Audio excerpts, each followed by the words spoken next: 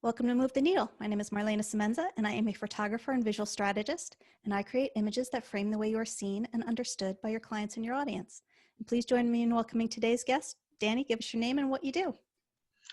Yeah, Danny Rosin's my name. I am the co-owner of Brand Fuel. We're a free-spirited brand merchandising agency that delivers e-commerce, inspiration, experiences, and we have a lot of fun along the way. So we do things like branded t-shirts and mugs that help companies attract and retain great customers and employees. As well, on the nonprofit side, I'm the co-founder of several amazing nonprofit organizations like Band Together, Promo Kitchens, and Promo Cares.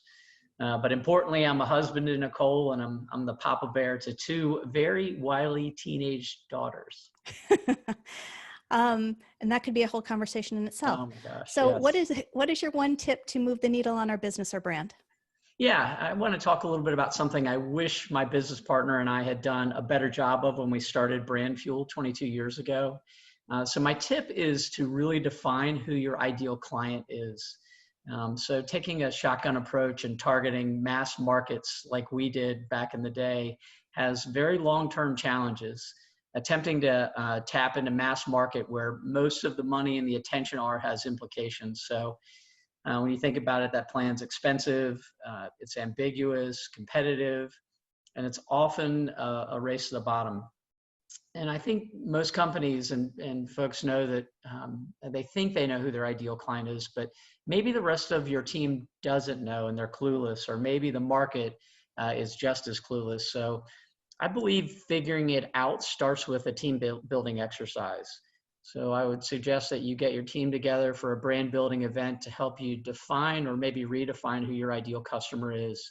So I came up with some factors, some thoughts around how to do this, things that are really important in defining your ideal customer. So the first thing is the specific industries. At Brand Fuel, we're really strong in tech and healthcare markets. Find out what yours are as well and focus on that. The second is geography. Does local matter? Do you serve global clients? The next one is size. Small businesses, are they your targets, or do you compete with the rich and famous and the often untouchable Fortune 100? Fourth would be the long-term value to company. Do you want one and done order clients? Because they may not really be what I would say your cat's meow is. You probably want to have clients that are buying a lot from you often. Buyer personas is my favorite one. At Brand Fuel, we look for customers who are beer worthy.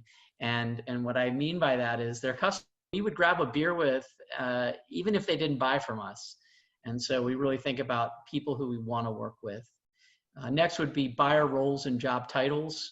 We're purchasing decisions made by HR, marketing, operations. I think once you figure that out, and I know you will be searching on LinkedIn in the near future for those types of folks.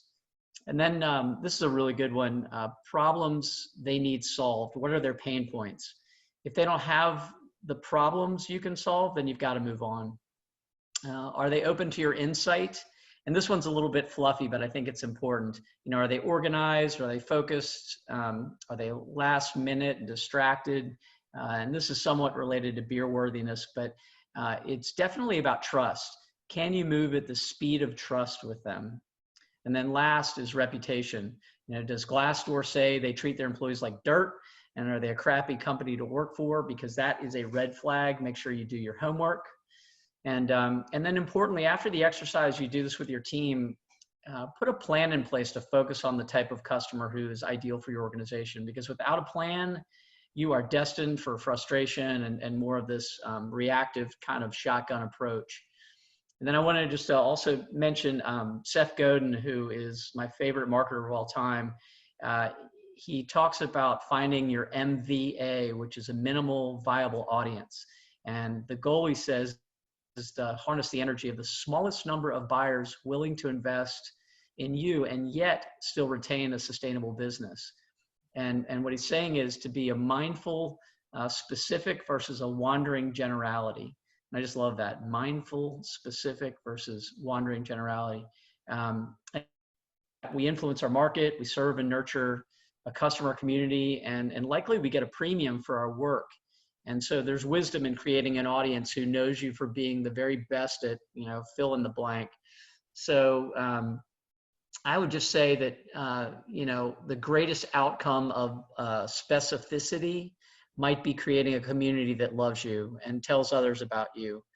And I believe that the most valuable marketing is the authentic third-party advocacy you get from others. So marketing's about earning trust. It's about showing, not telling.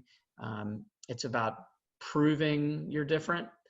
And so in closing, just 2 tips for you. The first one is go deep versus invest in very targeted verticals. That will help you, I think that will help you determine and develop vast experience in the space you're in. And that will allow you to talk your customers' language and truly understand their businesses. And then the last tip is don't look for customers for your product, create products for your customers. And that's it. Thank you so very much for that, Danny, and thanks for being here. Yeah, thank you.